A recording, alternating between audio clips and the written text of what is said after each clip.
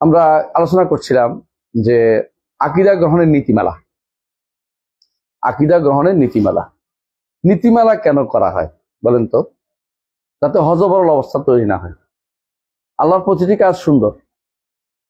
তিনি সৃষ্টির 50,000 বছর আগেই নীতিমালা করছেন, কারে কি দিবে না দিবে, তাই না? ফেরেশতারাও, আল্লাহর ফেরেশতারাও কিন্তু মুনাজ্জাম, কিছু অনি। ওয়া ইন্না লানাহনু সাফুন ওয়া ইন্না লানাহনু মুসাব্বিহুন। আমরা কাতারবন্দি হই। ওমা নাতানাজ্জালু ইল্লা বিআমরি রাব্বিক লাহু মা বাইনা আইদিনা ওয়া মা খালফানা ওয়া মা বাইনা যালিকা ওয়া মা কানা রাব্বুকা নাসিয়া। এর অর্থ হচ্ছে ফেরেশতারাও তাদের কাজে সুন্দর, আল্লাহর খাস বান্দারাও তাদের কর্মকাণ্ডে সুশৃঙ্খল। আল্লাহ তাআলা কি আকীদা পোষণ করতে হবে আল্লাহ তাআলার জন্য, বা আমাদের বিশ্বাস কি হবে, এটাও সুশৃঙ্খল জিনিস। নীতিমালা হলে আমরা এটা সুন্দরভাবে বলতে পারবো। যারা বেদাতি তাদের নীতিমালা হচ্ছে এমন কিছু নীতি তারা আবিষ্কার করে, যে নীতিগুলো হচ্ছে কুফরি মতবাদের সাথে সম্পৃক্ত।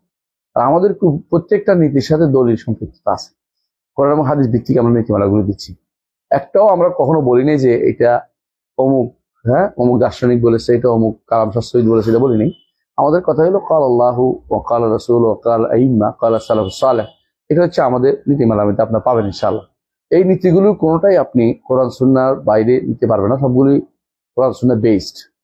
এই জন্য আমরা অনেকগুলো নীতিমালা মাঝে মধ্যে উল্লেখ করবো। আপনি এগুলি দেখবেন যে কোরআন সুন্নাহ এগুলিকে হয় সমর্থন করতেছে সরাসরি, নইলে কোরআন সুন্নাহর ফাহওয়া বলে এটাকে, ফাহওয়া দ্বারা সাব্যস্ত।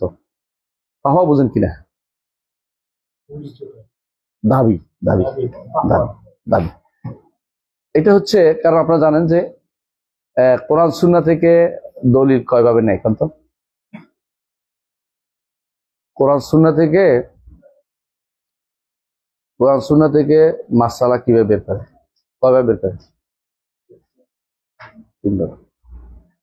তিনভাবে বের করে, তাই না? একটা কি? একটা হচ্ছে বেফাহমিন নাস, নসের বুঝ দ্বারা। নস পড়লে বুঝা যায়। আকিমুস সালাতা বুঝছেন কিনা, না বুঝেন নাই? আতু যাকাতা পড়লে বুঝে আসে, তাই না? আচ্ছা, চাউলের মধ্যে সুদ হবে কিনা, কোরআন আসেনি, হাদিসে আসেনি, কেমনে বুঝছেন? ইল্লত। তো দ্বিতীয়টা হচ্ছে ইল্লাতুন নাস। কোরআন সুন্নাতে মাসলা বের করার তিনটে নীতি। একটা হচ্ছে সরাসরি নাসান থাকবে, না হলে ইল্লাতুন নাস থাকবে, নাসের ইল্লত থাকবে, নাসের ইল্লত বর্ণিত হবে।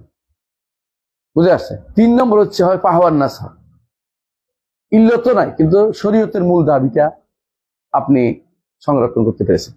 মূল দাবি কি? শরীয়তের মূল দাবি কয়টা বলতে পারবেন?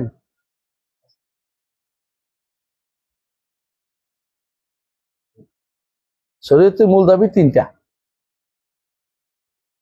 শরীয়তের মূল দাবি 3টা। ফাহওয়া, ফাহাওয়া, ফাহওয়া বলে, ফাহওয়া, হা হা হা, ঠিক আছে, বড় হা হা, ফাহওয়ান নাস। আমি লিখে দিচ্ছি তাহলে বুঝবেন। ফাহওয়া,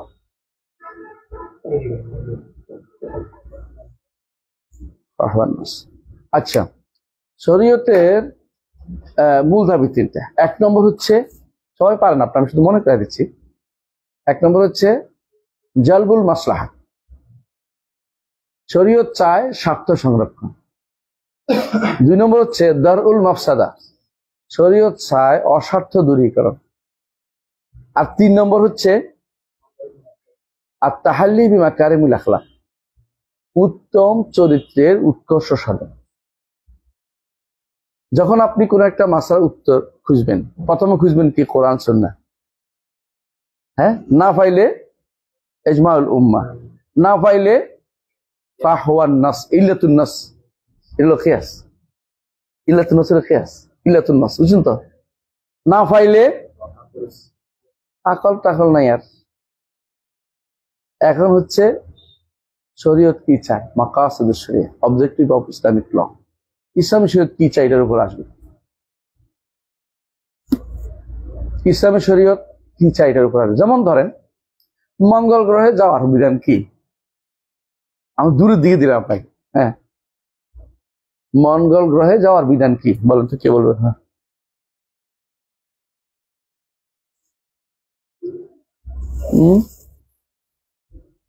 কে বলেন তো, জবাব দেন। কাজের উপর আমি কোন কাজে যাব? কাজ যদি আমার হচ্ছে খরচ হয় তাহলে ঘরে দেওয়া খরচ হয়। আমি দেখতে পাচ্ছি না মঙ্গল রোজা ফরজ কিছু আছে, না। কোনো প্রয়োজন নাই। বেহুদা কাম যাওয়া চাইজ নেই, কারণ না পাইবো খাইতে, না পাইবো মরার জন্য যাচ্ছে, আবার আসতে পারবে না। একবার যদি ওখানে যাইতে পারে শেষ, বুঝলেন?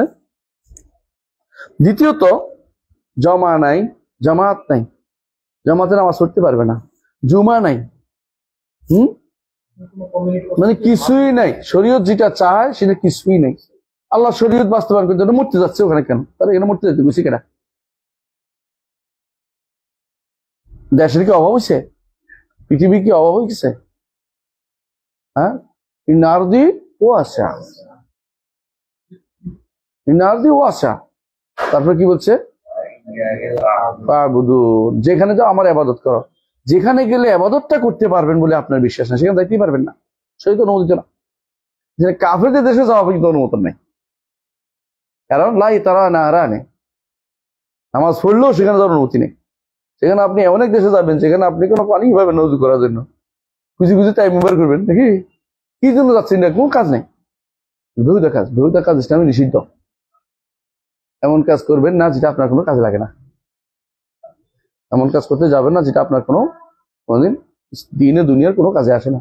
মঙ্গল গ্রহে যাওয়ার কোনো কাজ নেই, বেহুদা কাজ। এটার জন্য সময় নষ্ট করা, এটার জন্য গবেষণা করা বেহুদা কাজ। ইমানদার ভালো কাজে সময় ব্যয় করে। মঙ্গল গ্রহের জন্য কিচ্ছু লাভ হবে না, কোন লাভ হয়েছে? বেহুদার সময় কেন করবেন? মঙ্গল গ্রহের নাম এটা বানাইতে কত কোটি টাকা, হাজার কোটি টাকা খরচ করছে, আর গরিব মানুষ পৃথিবীতে না খেয়ে মরে যাচ্ছে। আফ্রিকাতে এক একটা মানুষ, কালোরা না খেয়ে মরে যাচ্ছে। আমার দেশেও আমাদের সরকারগুলি যে অন্যায় করে করে টাকা দিচ্ছে, এই জন্য খাচ্ছেন। ভালো করে টাকা দেখবেন যে টাকা আসলে নেই, এত টাকা নাই। আমরা অন্যায়ের বেসাতির করে যাচ্ছি, টাকার উপরে ডুবে যাচ্ছি বেশি, মানে বেশি বেশি আমরা এখন যত পরিমাণে ভোগ করা শিখছি। এই ভোগটা কমানো উচিত ছিল। ভোগবাদী একটা আমরা পৃথিবীতে এখন বসবাস করতেছি, ভোগবাদ। রাসূলুল্লাহ সাল্লাল্লাহু আলাইহি ওয়াসাল্লাম তার উম্মতের মধ্যে ভোগবাদ চান নাই। তিনি কি বলছেন? আল্লাহুম্মা জাআল কুতা আলে মুহাম্মাদিন কাফাফা। আল্লাহ আলে মুহাম্মাদের খাবারটা করে দেন কাফাফ, অর্থাৎ কি, মানে বাড়তিও না, কমতে না, কোন রকমের চলে, কিছু জিনিস যেন বাকি থাকে, বুঝছেন? পাশের বাসার বেটি সোফা কিনছে, আপনার বউ এসে আপনার জ্বালাইলো, সোফা কিনছে। সোফা আমার লাগে না তো, ভালো একটু চলতেছে, আমাদের এটা তো সুন্দর, আপনি যে সুন্দর করে তুলবেন আপনার বউর কাছে, এটা ভালো, আমাদের বিছানাটা সোফার চেয়ে ভালো, সোফাতে বসার চেয়ে নিচে বসা অনেক ভালো, বুঝে টুঝে তারে শান্ত রাখবেন, এটা ইমানদারের কাজ। তো সে সোফা কিনছে, যেহেতু আপনি যে এখন চুরি করে সোফা কিনবেন, 2 নম্বর করে সোফা কিনবেন, সে জায়েজ, মানে আরেকজন প্রতিযোগিতায় লিপ্ত হবেন না। আপনি থাকবেন এরকম যে রাসূলুল্লাহ সাল্লাল্লাহু আলাইহি ওয়াসাল্লাম যেভাবে, ওমর রাদিয়াল্লাহু আনহু কি বলেছেন? ওমর রাদিয়াল্লাহু আনহুকে যখন তিনি কেঁদে দিলেন, রাসূলুল্লাহ সাল্লাল্লাহু আলাইহি ওয়াসাল্লামের পিঠে দাগ লেগে গেল, ওমর রাদিয়াল্লাহু আনহু কেঁদে দিলেন, ইয়া রাসূলুল্লাহ কাইসার কিসরা, তারা কত আনামে জীবন আমাদের। ওমর তুমি কি চাও না তারা দুনিয়া নিয়ে যাক, আমরা আখিরাতে যাই? সুন্দর এই প্রশ্ন। আপনি এই জিনিসটি আপনার স্ত্রীদেরকে, সন্তানদেরকে বুঝান, এটা বড় কথা না। আমরা একটা আলহামদুলিল্লাহ বড় জিনিস দিচ্ছি আল্লাহ, কি খাবার একদিনের, আরেকটা কি থাকার একটা জায়গা, আরেকটা কি সুস্থ শরীর। 3 জিনিস দিলে আল্লাহ তাআলা কাফাকান্নামা হিজাত লাহু দুনিয়া বিহাদ্দাফিরিহা, দুনিয়া পুরোটাই তাকে দেওয়া হয়েছে। মান আসবাহা মুআফান ফি জাসাদিহি আমিনান ফি সিরবিহি ওয়া লাহু কুতু ইয়াউমিহি ফাকান্নামা হিজাত লাহু দুনিয়া বিহাদ্দাফিরিহা। এত বেশি সিল্লি করে এটা বানাইতে ওইটা বানাইতে, টাওয়ার এক একটা বানাচ্ছে, উপরের দিকে তাকালে টুপি পড়ে যায়, এরকম অবস্থা। ওষুধ দিয়ে তাকাতে হবে, এগুলো অনেকগুলো জীবনে কোনদিন বসবাস কেউ করবে। অনেক টাওয়ার বানাইছে, এক একজনের বিল্ডিং কয়টা। হ্যাঁ, গত আমলের কিছু কিছু ব্যক্তির 100 কতটা কিনছে, ফ্ল্যাট কিনছে, কোন কোন জায়গাতে বিল্ডিং কিনছে। হ্যাঁ, কয়টায় শুইব রে? একখানে শুইবে, এখানে পা রাখবে, তাও তো সম্ভব না। 2 সিটে তো পা রাখা জায়গা। আমার একবার এক আমিরে দাওয়াত দিতে গেছিলাম, আমার একটা জানা হাদিস, জানা বুঝানি, মানে উইং দিছে, উইং, এটা হচ্ছে পুরো বলতে পারো হোটেলের 3 ভাগের 1 ভাগ দিয়ে আমার দিয়ে দিয়েছে। আমি রাতের বেলা ঘুমা দিলে ভয় লাগে আমার, আমি একা মানুষ, পুরো এই এলাকাটা এই উইংটা আমার দিচ্ছে, আমি এটা কি করবো? এটা আমি একা ভয় লাগে, আমি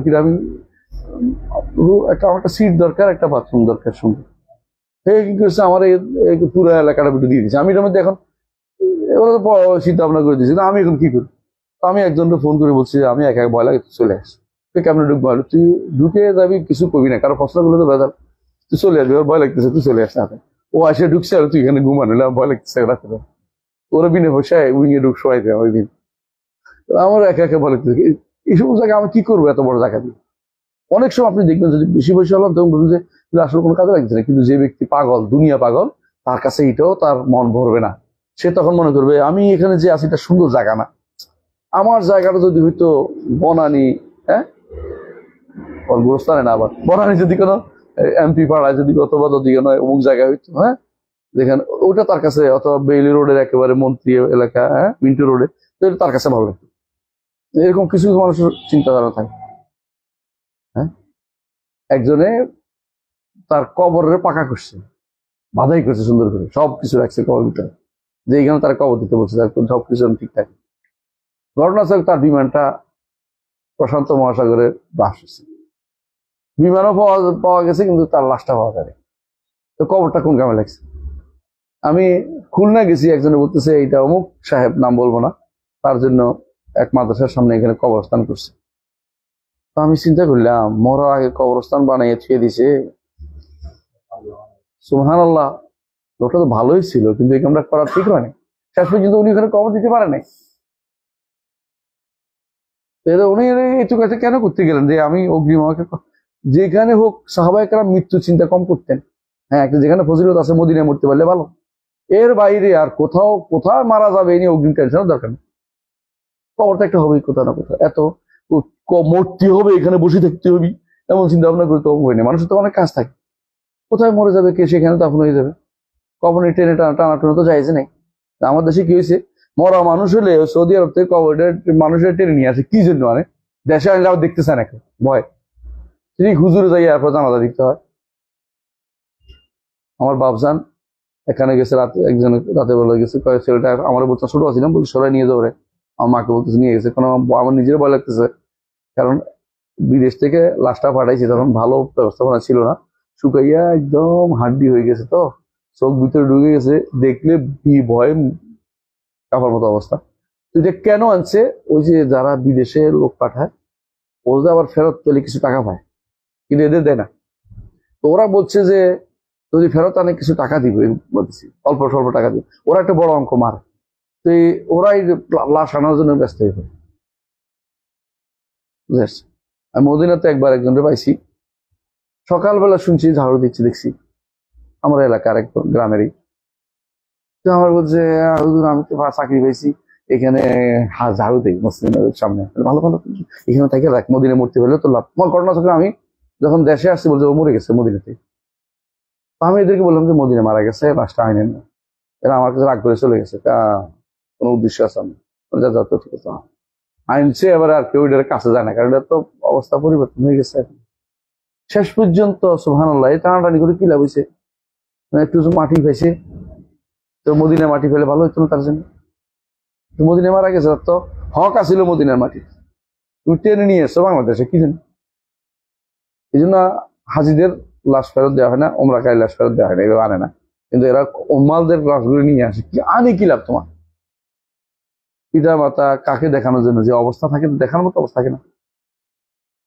এগুলো বলতে চাচ্ছি কি জন্য, এই জন্য বলতে চাচ্ছি আমরা অতিমাত্রায় কি হয়ে গেছি, বৈষয়িক হয়ে গেছি, এটা বলতে চাচ্ছি। আলাকুল হাল পাহওয়ার নাস, বুঝছেন তো, শরীয়তের চাহিদা অনুসারে বুঝতে পারছি যে মঙ্গল গ্রহে যাওয়ার শরীয়তের চাহিদা না।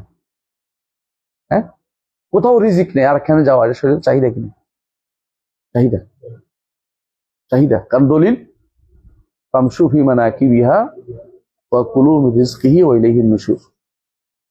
আয়াতটা শুরুতে কি রে, এত পরেরটা আমিও পারি, আগেরটা কোন?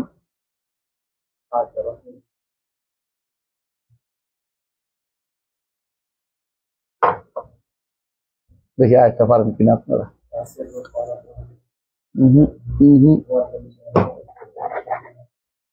والذي جعل لكم الأرض ذلولا এবার ঠিক আছে বারাকাল্লাহু ফিক والذي جعل لكم الأرض ذلولا فامشوا في مناكبها وكلوا من رزقه وإليه النشور রিজিক যেখানে এখানে বসে থাকবেন না মানে কোন কোন মানুষ আছে বাপ দাদার ভিটা এগুলো বেহুদা কাম বাপ দাদার ভিটা দিয়ে রাখাবেন না কোন এটা বদভ্যাস কিন্তু এইখানে রিজিক নেই এখান থেকে অন্যখানে চলে যাবে বেদুইনদের মতো হন ভালো শান্তি আর যেমন বাপদাদার বিটার জন্য ঝগড়া করতেছেন হাত পা ভাঙতেছেন আশেপাশে লোক এক হাত নিচে কেন ওর মাথাটা ফাড়াই দিচ্ছেন দেখবেন যে কেউ খায় না ছেলেরা বড় হয়েছে ছেলেরা এখানে আসেই না যেই জমি নিয়ে এক হাত নিয়ে আপনার বাইরে মেরে ফেলছেন ওই জমি কেউ খাওয়ার মতো লোক নাই দেখবে যে গুগু ছড়তেছে জমির উপর দিয়ে বেহুদা কাম এগুলো আউযুবিল্লাহ অর্থাৎ আপনি দেখছেন যে এখানে জনবসতি বেড়ে গেছে যেখানে খালি ওখানে চলে যান আল্লাহর দুনিয়া এখনো পরিপূর্ণ হয়নি আপনি ঘনবসতি কোনো বিতরিত চিপা চাপের ভিতরে থাকতে জরুরি না বুঝতে চাচ্ছি আপনাদেরকে ইয়া শিখেন অনেক দেখবেন গ্রামে যে এমন জায়গায় বসে রয়েছে সবাই গিঞ্জি হয়ে বসে রয়েছে দূরে যাবে না কেউ ছেড়ে দেন না এই গ্রাম আরেক গ্রামে চলে যান আপনি থাকতে হবে কিছু বাধ্যতামূলক কিছু যেখানে কাজ করবেন বা যেখানে ভালো পাবেন খালি জায়গায় চলে যাবেন দেখবেন যে হয়তো এখান থেকে 10 গুণ জায়গা কিনে বেশি করে বাড়ি করে সুন্দর থাকতে পারতেছেন শান্তিতে পোলাবানি পড়ানোর ব্যবস্থা হচ্ছে আর এখানে আপনি গিঞ্জি করে দেখতেছেন কি জন্য বাপদাদার ভিড়া পিছনের দিকে পিছু টান এই পিছু টান আমাদেরকে অনেক কিছু ডুবায় দেউ দেখাম পিছনের কোনো মূল্য নাই যে যেখানে জীবন তো একটাই এরপর তো আখিরাতের জীবন দুনিয়া জীবন তো একটাই তাই না এটা তো আসার সুযোগ নেই এখানে শান্তির সাথে একটু বড় জায়গা করে বাস করি রাসূলুল্লাহ সাল্লাল্লাহু আলাইহি ওয়াসাল্লাম কি বলেছেন সালাসুমিন না অনুমান সাআদা তাই না মিনা সাআদা সালাসাতিন আরবা সালাস কি রে আল মারকাবুল হানি মানে খুব ভালো বাহন গাছটা যদি কোনো ভালো হয় আরামদায়ক বাড়ি একটা হলো ভালো স্ত্রী হয়েছে তো তোর ভালো স্ত্রী দুটো তো এখনো পাস না এখন তাই না কোনটাই পাস না তোরা এখন অপেক্ষা কর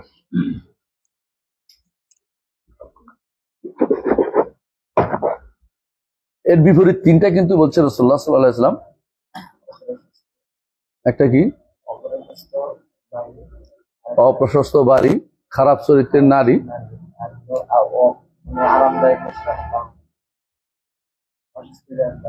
অস্বস্তিদায়ক বাহন সংকীর্ণ বাহন জায়গা হয় না কষ্ট হয় ভালো না এরকম সালাসুম সাহাদা বুঝলে নাই সালাসুমিনা তাকাওয়া তাই হোক তো এটা কিন্তু গুরুত্বপূর্ণ সুল জার হলে তো মোটে এটা আউযু বিল্লাহি মিন সুল জার ফি দারিল মুকামা হাদিসে আছে না স্থায়ী অবস্থানে যেখানে স্থায়ীভাবে থাকবেন এখানে সুল জার হলে থাকেন না কষ্ট করে ঠেলাঠেলি করে চলে যাবেন দূরে সে ভাই হোক চাচা হোক তো থাক আপনিই থাকেন আমি যাই আপনি এটা অন্য জায়গা ভালো জায়গা দেখে কিনে টিনে চলে যাবেন এখানে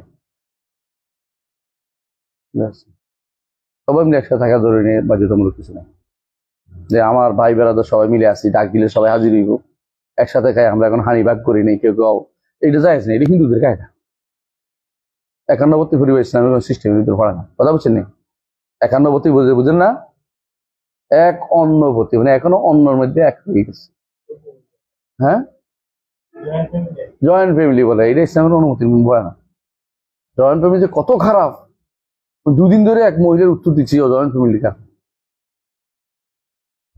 এত খারাপ হচ্ছে কাকে কি বলবো অপকর্ম করে ভরাই ফেলছে তার জামাই জয়েন্ট ফ্যামিলির ভিতরে এখন কি করবে এটা তো জয়েন্ট ফ্যামিলি থাকতে গেছে কেটা জয়েন্ট ফ্যামিলি শরীয়ত অনুমতি জিনিসটা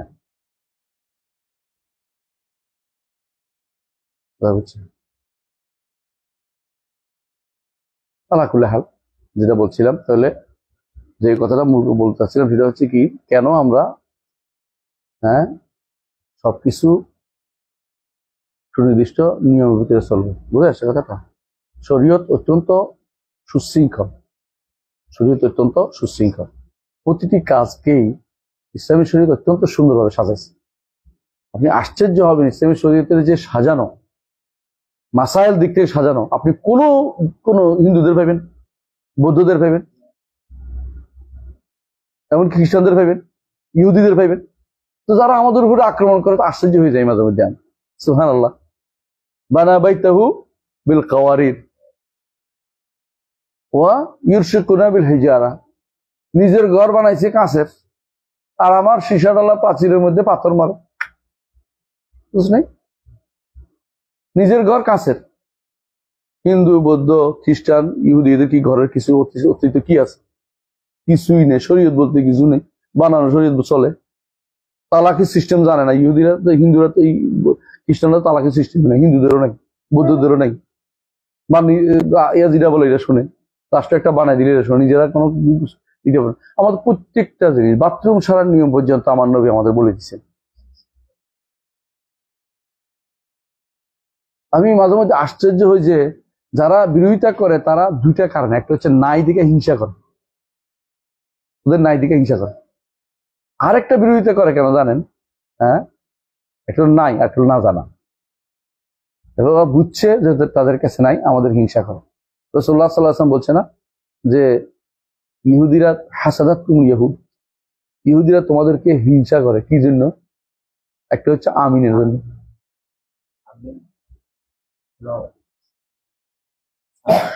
সালাম হিংসা করে তারা। কারণ কোন কোন জাতির সালাম হচ্ছে লানত। চিটাং গেলে তো আপনি দেখবেন যে লানত দিয়ে শুরু করে। হ্যাঁ, বলে চিটাং ভাই আসেনি কেউ, কি দিয়ে শুরু করে দেয়ালে আসে না, বলে না খারাপ নাই জিনিসটা, বলতে ভালো নেই। সালাম হল লানত, শব্দটা উচ্চারণ করতে খারাপ লাগে, উচ্চারণ করতেছি না, ও বুঝে আর কি, যেটা বলতেছিলাম। হ্যাঁ, কতটা ভালো। আমাদের শেখপাড়ার একটা গালি আছে, এটা আরো খারাপ, জানোস তো? স্যার এরে ভালো করে এইটা দেন, শব্দটা উচ্চারণ করতে পারবো না মুখ দিয়া, কারণ সে শোনে না কেন, এই জন্য। শব্দটা খারাপ না? খুব খারাপ দেখুন শব্দ। তাহলে আপনি কথার ভাষ্যটাও সুন্দর হতে হবে। ইসলাম কিন্তু মানুষকে তার বাক্যটাও সুন্দর করে দিয়েছে। সুবহানাল্লাহ। খারাপ বাক্য ব্যবহার ইসলাম অনুমোদিত না। আমার নবী জীবনে কোনোদিন কোনো খারাপ শব্দ উচ্চারণ করেন নাই। আল্লাহর কোরআন বাথরুমটাকে বলছে গায়েব, নিচু এলাকা, নিচু জায়গা, মানে ভালো জায়গা না এটা আর কি, এটা বলছে। গায়েব শব্দ তো নিচু এলাকা।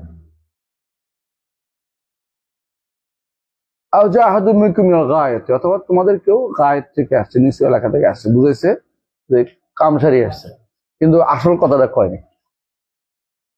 এই কারণ এটা কোরআনে জায়গা পাওয়ার জায়গা না, এই জন্য জায়গা না, এটা কোরআনে জায়গা পাইতে পারে না শব্দটা। এই জন্য কোরআনের জন্য আল্লাহ তাআলা মুখ এটা আনেন না আমাদের, তার দিয়ে আল্লাহ তাআলার বাণী দিয়ে এটা আসে না, তার শান এটা আসে না। এই জন্য মুহাম্মদ রাসূলুল্লাহ সাল্লাল্লাহু আলাইহি ওয়াসাল্লাম হাইয়ুন, অত্যন্ত লজ্জাশীল ছিলেন, কুমারী মেয়ের মধ্যেও বেশি লজ্জাশীল ছিলেন তিনি। এই জন্য তিনি এই সমস্ত শব্দ কখনো মুখে আনতেন। যাই হোক, আমরা আমাদের কথা ফিরে আসি যে ইসলাম অত্যন্ত সুন্দর, বুঝা হবে। ইসলামের আকীদার বিষয়গুলো সুনির্ধারিত, যারা বুঝে না তারাই শুধুমাত্র অন্যদিকে হাত বাড়ায়। নিজেরটা বুঝে বুঝতে শিখুন। এই জন্য মাহাসিনুল ইসলাম শিখুন। মাহাসিনুল ইসলাম অনেকের বই আছে, আমাদের শেখের শেখ, আমাদের শেখদের শেখ, একটা বই আছে শেখ আব্দুর রহমান আস-সাঈদী রাহমাতুল্লাহ আলাইহি, আদ-দুররাতুল মুখতাসারা ফি মাহাসিনিদ দ্বীনুল ইসলাম। আদ-দুররাতুল মুখতাসারা, আদ-দুররাতুল মুখতাসারা ফি মাহাসিনিদ দ্বীনুল ইসলাম। বইটা পড়েন, সুন্দর, ভালো লাগবে। ইসলামের সৌন্দর্যের উপর একটা বই, ছোট্ট বই, islamhouse.com এর অনুবাদ আছে, তারা বাংলা পড়তে চান পড়বেন। আদ-দুররাতুল মুখতাসারা, আদ-দুররাতুল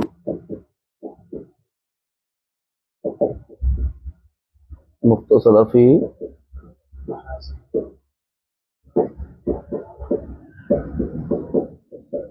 মাহাসিনিদ দ্বীনুল ইসলাম।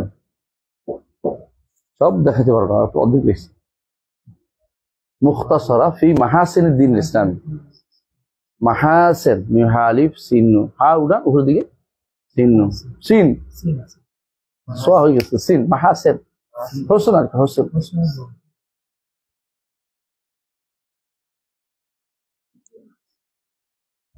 আরেকটা বই আছে আমাদের শেখ আমিন শানকিতি রহমতুল্লাহ আলাইহি, শেখ আত্মনিও আমাদের শেখদের শেখ আমিন শানকিতি রহমতুল্লাহ, তারা বলেছে আল ইসলাম দ্বীনুন কামিল। এটা islamhouse.com এ আছে অনুবাদ, দেখে নিবেন। আল ইসলাম দ্বীনুন কামিল, বইটা খুব ভালো। আল ইসলাম উদ্দিনুন কামেল,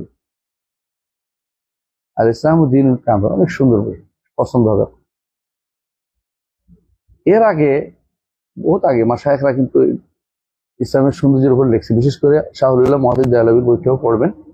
সেটা কি হুজ্জাতুল বালিগা, অসাধারণ। মাহাসিন শরীয়র উপর লেখা, আসরার শরীয়র উপর লেখা। আবার মাহাসিন শরীয়র নামেই বই বের হয়েছে, এর আগে লিখছে চতুর্থ শতাব্দীতে একজন লিখছে, মাহাসিনুদ্দিন ইসলাম, এই নামই মাহাসিনুদ্দিন ইসলাম, এই নাম মাহাসিনুদ্দিন ইসলাম। তো আমার কাছে এই বইগুলো ভালোই মনে হয়, কারণ সৌন্দর্য এখনকার লোকদের মতো না। এখনকার মাহাসিন লিখতে যাইয়া তার মতে যেটা ধরে না, এটাকে উল্টা বুঝায় যে ইসলামের গান না, এটা হয় কেমনি, তখন গানের পক্ষে তখন লেখা শুরু করবে, এটা মাহাসিন হইলো না, এটা হলো মাপাস, ইচ্ছা করলে তুমি এটা ইসলামের উপর দিয়ে ব্লেম দিচ্ছে।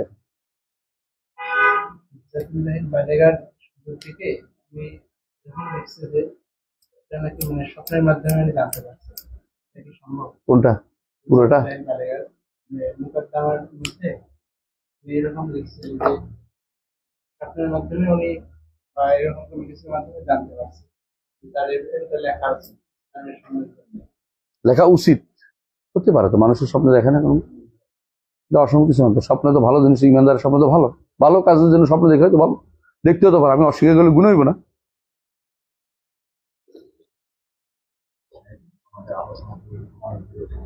আমরা অনেক দূর চলে গেছি, আমরা ফিরে আসতেছি, আমরা চা খাওয়া শেষ করিনি। তো শোনেন, কি বুঝলাম যে ইসলামের প্রতিটি জিনিস কি সামঞ্জস্যপূর্ণ, কোনো কিছু মানে অসামঞ্জস্য কোনো কিছু নাই। আল্লাহ যেভাবে বলছেন, হাল তারা মিন ফুতুর তুম্মা রাজি'ল বাসারা কাররাতান ইয়ানকালিবু ইলাইকাল বাসারু খাসিআন হাসিব ওয়া লাকাদ যায়্যানা আস-সামাআ দুনিয়া বিমাসাবিহ ওয়া জাআলনা রুজুমান লিশ-শায়াতিন ওয়া আ'তাদনাহা লিস-সাইল। এটা প্রত্যেকটা জিনিস আপনি সুন্দর, আলহামদুলিল্লাহ। আমরা আলোচনা করছিলাম যে কত নম্বরে এটা, না এটা 6 নম্বর শেষ হয়েছে না? 6 নম্বর শেষ। যে আপনাদেরকে পড়তে বলছিলাম, কে কি পড়ছেন দেখি, হাত তোলা দেন। 1 2 3 4 5। কেউ আপনারা পড়েন না কেন? ওইটা আবার পড়তে হবে এখন নতুন করে।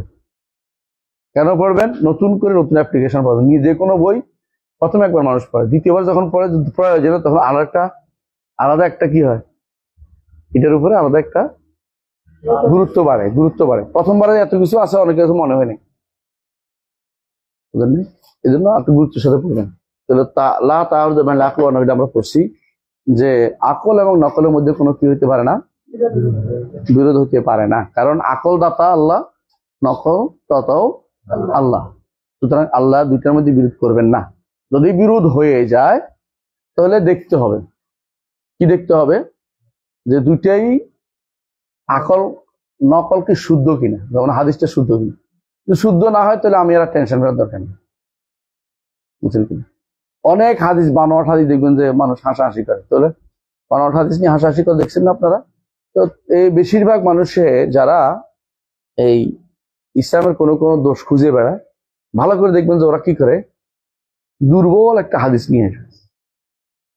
এই হাদিস এনে কেউ যে ইসলাম এটা কইছে, আমাদের মধ্যে এটা তো হাদিস, এটা শুদ্ধ না, শুদ্ধ আমি তো বুঝি টুঝি আছে তো। যারা এই জন্য ইসলাম হাদিস বানাইছে, দুর্বল হাদিস বানাইছে তারা কিন্তু, অথবা দুর্বল হাদিস প্রচার করছে, তারা কিন্তু আমাদের জন্য কি করছে, ক্ষতির কারণ হচ্ছে, ইসলামের জন্য ক্ষতির কারণ করছে, বুঝলেন তো? দেখবেন যে দুটাই শুদ্ধ কিনা, দুটাই কাছাই কিনা, দুটাই শুদ্ধ কিনা, এটাই কথা।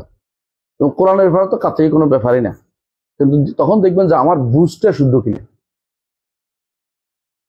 আমার বুঝটা কাছাই কিনা।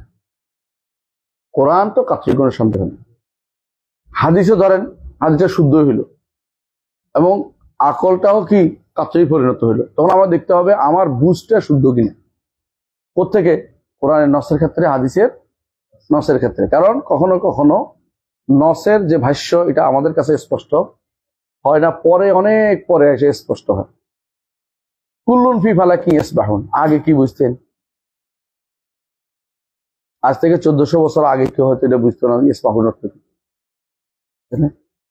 এখন তো বুঝে যে প্রত্যেকটি তার কি আছে, নিজস্ব কক্ষপথ আছে। এটা হয়তো কক্ষপথ তখন হয়তো আবিষ্কার হয়নি, আমি বুঝাতে চাচ্ছি। এটা কুল্লুন বলছে, এর হচ্ছে সবই তার কি আছে, কক্ষপথ আছে। আল্লাহ নির্দেশ মোতাবেক সবগুলি চলে। আর শামসু তাজরি মুস্তাকারিল্লাহ, তাজরি চলে। হ্যাঁ, যে চলার দিক থেকে আগেকার দিনে মনে করা হয়তো কি জানেন, বাতলিমুসের থিওরি কি, বাতলিমুসের থিওরি বা এরা আগে যারা ছিল তারা মনে করতো এই যে চাঁদ সূর্য এগুলি উপর থেকে লম্বা লম্বা ফ্যানের যেমন এরকম আছে উপরের দিকে আছে না, আংটা আছে না উপরের দিকে, এরকম ওই অষ্টম গোলার্ধের সাথে এটা লাগানো, লম্বা করে দিছে কোনটাকে একটু টেনে দিছে, কোনটা একটু পিছিয়ে ফেলা দিচ্ছে, বুঝছেন তো? বেশি লম্বা করে দিছে নিচে ফেলাইছে, কিছু অল্প কমরে উপরে উঠে রেখেছে। অষ্টম গোলার্ধে হচ্ছে সবগুলির নিয়ন্ত্রণ। এখন মানুষের হাসে কই এটা কোনো থিওরি হলো না, ভুল বুঝছিলাম। গোলার্ধ বলতে কিছু আসলেই নেই, প্রত্যেকেই এক একটা এর সাথে সম্পৃক্ত। এরা জমিন নিয়ে চিন্তা করতেছে না, ওরা ওদের কক্ষপথে ঘুরছে, জমিনও জায়গা আছে, অন্যান্য জিনিসপত্র তা প্রত্যেকে তার মতো আছে, এবং এগুলি কোনোটাই কি হয় না একটা কেন্দ্রিক একসাথে ঘুরতেছে না, গোলক কেন্দ্রিক কিছু নেই। এখন তারা বুঝছে গোলক কেন্দ্রিক কিছু নেই। অথচ আগে সবাই কি করতো, ফালাকুল আউয়াল, ফালাকুস সানি, ফালাকুস সালিস, 9টা ফালাক বানাইতো, 9টা বানাইতো, যে 9টা গোলকের পরে আগে পৃথিবীর মধ্যে এসে পড়ছে।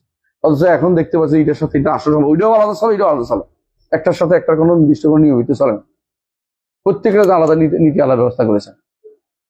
আমি কেন বললাম যে আকলের যদি বিরোধী কি করতে হবে, আকল আর নকলের প্রথমে নসটা শুদ্ধ কিনা দেখতে হবে। যদি কোরআনে কারীম হয় বা সহিহ হাদিস হয় তো নস শুদ্ধ হয়েছে, এরপর দেখতে হবে আকল যদি কোনো অকাট্য ধরা হয় আগে প্রথমে, তারপর বলছি এটা। তারপর যদি দেখেন যে নসটা দুটাই অকাট্য, তো আকলকে সন্দেহ করেন, আকলে বুঝের মধ্যে ভুল আছে কোথাও। আর অকাট্য নয়, এটা মোহতামেল, অর্থ এটা হইতে পারে, এটাও হতে পারে, তাহলে আপনি বিরোধ লাগাই দিবেন না, কারণ দুইটার মধ্যে দুইটা মোহতামেল, একটা কাতির মধ্যে কোনো বিরোধ হয় না, দুটার মধ্যে কোনো বিরোধ হতে পারে না। এরপর যদি দেখেন যে না আমার আকলটা আমি অকাট্য ধরছি, যেটা ভুল ধরছি, যদি দেখেন যে দুইটাই অকাট্য, তখন আকল যে অকাট্য ধরছিলাম এটা ভুল ধরছি, আমার আকলের কোথাও কি আছে, ঘাটতি আছে, আকলের কোথাও কি আছে, ঘাটতি হয়েছে, যেটা আমার বুঝতে পারছি না। তখন দেখবেন যে খুঁজে আপনি ভালো করে পাবেন যে এই অকাট্য আপনি বলতেছেন, কিন্তু অনেকে অকাট্য মনে করেনি। আর আপনি দেখবেন যে যারা আকল নিয়ে বেশি বাড়াবাড়ি করেছে এরা কারা, দার্শনিকরা দেখবেন যে কেউ বেশিরভাগই, অথবা বলতে পারেন যে শতকরা 90% একে অপরের মতের সাথে মিল হয়নি।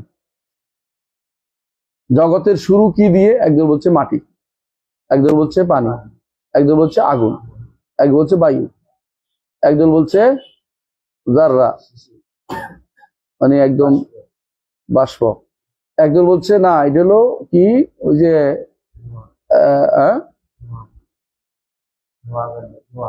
ধোঁয়া, একজন বলছে ধোঁয়া, দোকান। এই যে আপনি দেখেন কতজনের কত মত। আর একজন বলছে আসলে শুরু চিন্তা করা যাবে না, এটা শুরু থেকেই ছিল, এটা ছিলই, আর এটা বলেছে। এবার তো তারা এক একজন এক বলছে, আপনি কাউকে পাবেন না। আমি গ্রিক দর্শন পড়ে 6 মাস বসে বুঝছি যে কেউ এগুলো একমত হতে পারে নাই, প্রত্যেকে তার মতো করে চলছে। এটাই শেষ পর্যন্ত বলবেন এটাই বলবেন। তাহলে আপনার আকলের সাথে নকল কোনো বিরোধ হতে পারে না, এটা হয় না কোনোদিনই। যেখানে দেখবেন যে নকলের বিরোধ দেখাইছে, আকল এটা তো তার আকলের সমস্যা। আল্লাহ তাআলা বলছেন তিনি আরশের উপর উঠেছেন। আকল কি বলে ওদের আকলে কি বলে, আরশের উঠলে কি লাগবে, হরকত লাগবে। আর হরকত হলে কি হয়, হরকত হইলে মাখলুক হয়ে যায়। এখানে পুরাটাই ভুল। কারণ আল্লাহ তাআলা আরশের উপর উঠতে হরকত লাগে না, আমরা বলছি না, মানুষের হরকত লাগে।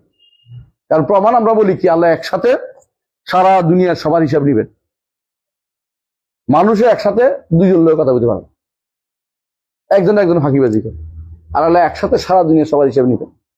ইন্না রাব্বাকা সারিউল হিসাব। তাহলে আপনার সাথে আল্লাহর কোনো কর্মকাণ্ডে মিল হবে না। আপনি চোখে কিছু দেখেন, কিছু দেখেন না। আমার রব্বুল ইজ্জত তার অন্ধকার রাত্রিতে, অমাবস্যার রাত্রিতে কালো পিঁপড়ার উপরে, কালো কালো পাথরের উপরে কালো পিঁপড়া চলনা তিনি দেখতে পান, তাই না? আর অথচ আমি আমার সামনের জিনিসের চোখ নষ্ট দেখতে পাই না, ভালো করে তাকাইতে কি লিখতে পড়তে পারতেছি। আমার দেখার সাথে আল্লাহ দেখার তুলনা কোনোদিনই করবেন না। আল্লাহ তাআলা আরশের উপর উঠার ধরন আমরা জানি না, কিন্তু এটাকে আপনি হরকত নাম দিবেন না। বলেন যে আমি তো এটাই বুঝি, আপনি বুঝেন তো আপনার তো ডিসেন্ডের উপরে, আল্লাহর উপর তো কেয়াস চলে না। বন্দার কর্ম উপর আল্লাহ কেয়াস চলবে না। কেয়াস আমরা ওই দিন বলেছিলাম, মনে আছে তো? কি কেয়াস চলবে না? কেয়াসুল মুসাবি এবং কেয়াসুল ইল্লা চলবে না। কি চলবে? কেয়াস আউলা চলবে। কেয়াস আউলা কোনটা? এই জিনিস বন্দার জন্য খারাপ, আল্লাহর জন্য খারাপই হবে, আরো বেশি খারাপ। আল্লাহর জন্য আপনি কেয়াস ওই ইল্লা টিল্লা এগুলি সাব্যস্ত করতে পারবেন না। তারা ভুলটা কোথায় করছে? কেয়াস করছে, আল্লাহকে বন্দার আমলের উপর কেয়াস করছে। তো এইটাই তো ভুল হয়েছে। তো তুমি আবার সারাদিন তোমার যতই আবার ভুল হতেই থাকবে, তোমার ভুলটা তোমার ইল্লত তো তোমার ইয়া নয়, তুমি যেটা করছো এটা তো শুদ্ধ না, তো তোমারটাই ভুল। আল্লাহর কথাই শুদ্ধ, তিনি কি আসর পড়েছে। তিনি নেমে আসেন, আমাদের নেমে আসা হয় রশি দিয়া, না হয় লাভ দিয়া, না হয় কি দিয়ে সিঁড়ি বাইয়া। আল্লাহ যেন কোনোটাই সাব্যস্ত হবে না।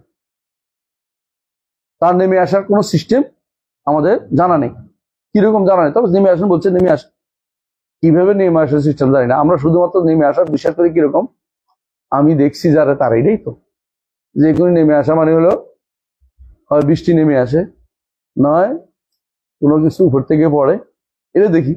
এটা তো সৃষ্টির স্রষ্টার তো নেমে আসে, এরকম হতেই পারে না।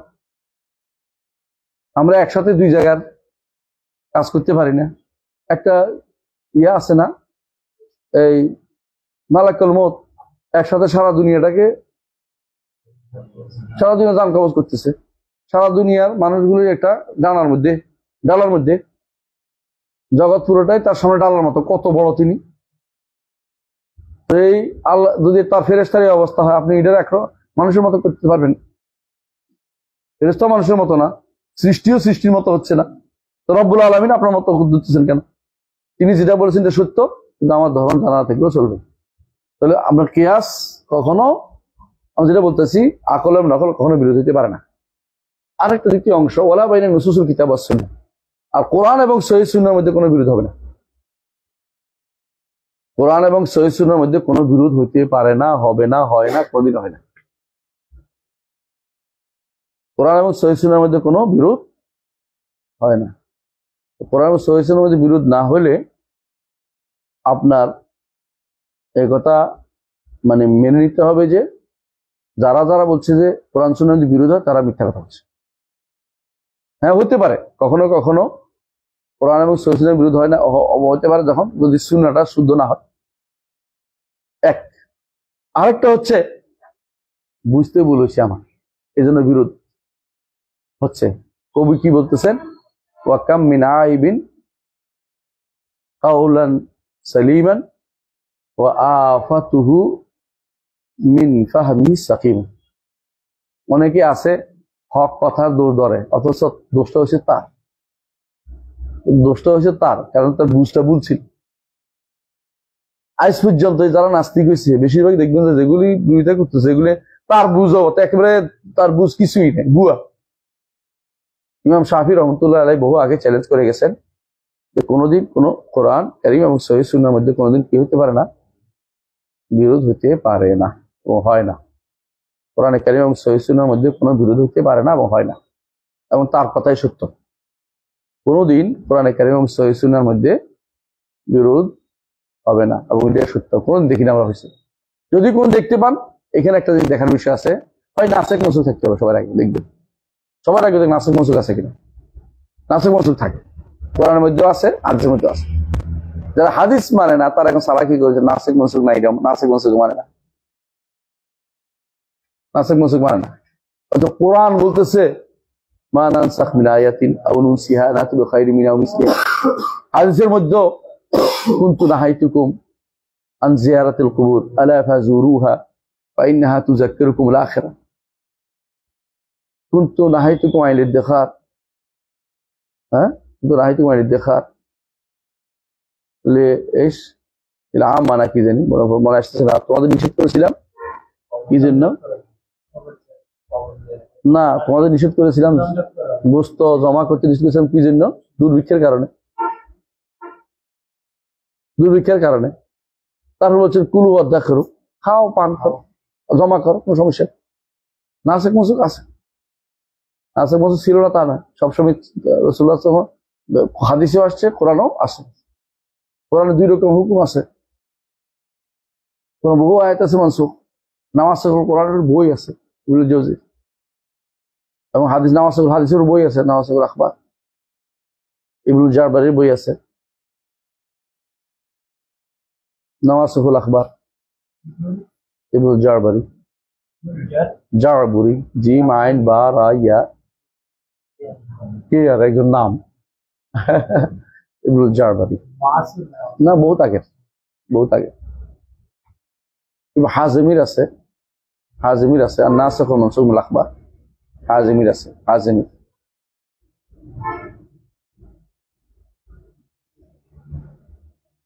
আবার আরেকজন আছে না বলে এসেছে এখন,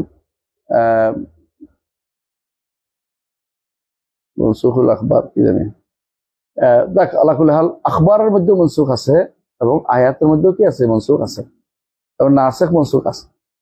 এটা হয়তো প্রথমে দেখবেন যে নাসিখ মনসুখ না, এখন আবার চিন্তা করবেন যে আসলে কি আমার কোনো ভুল হচ্ছে কিনা। এখানে আমি আজকে পড়াচ্ছিলাম 2টা হাদিস, আপনাদের কাছে অনেকের কাছে এটা নিয়ে হতে পারে।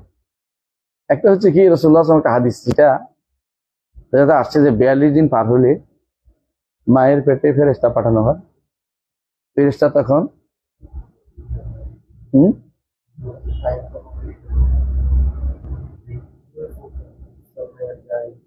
তারপর কি করে? তারপর দেখি ওখানে 43 পর 120 দিনের পরে এই হাদিসে একসাথে করে ফেলে হবি না। সুবহানাল্লাহ, এই হাদিসের তাদবিক দিতে এখন মুহাদ্দিসরা বুঝ বেজারে আসত, কারণ এখন ডাক্তাররা বলে 40 দিন পরে একটা কি আসে, তার মধ্যে একটা জীবনী শক্তি আসে। এইটার মধ্যে এই জীবনী শক্তিটা স্থিতিশীল জীবন না, এটা হলো অর্থ। কারণ এরপরে ইউনফাকু ফিরুটা পরে কথা আসছে, এবার তো এইটা হলো এটা কি প্রসিড হতে দিবে কিনা নাকি ফেলে দিবে, বীর্য কি পরের ধাপে যাবে কিনা। কারণ সব বীর্য তো সন্তান হয় না, এটা হচ্ছে এটা কি কাজ করতে দিবে কিনা, ওই জায়গায় চলবে কিনা, কর্মটা হবে কিনা, কথা বুঝছেন কিনা। তাহলে একটা হচ্ছে স্থিতিশীল জীবন, এটা পরে।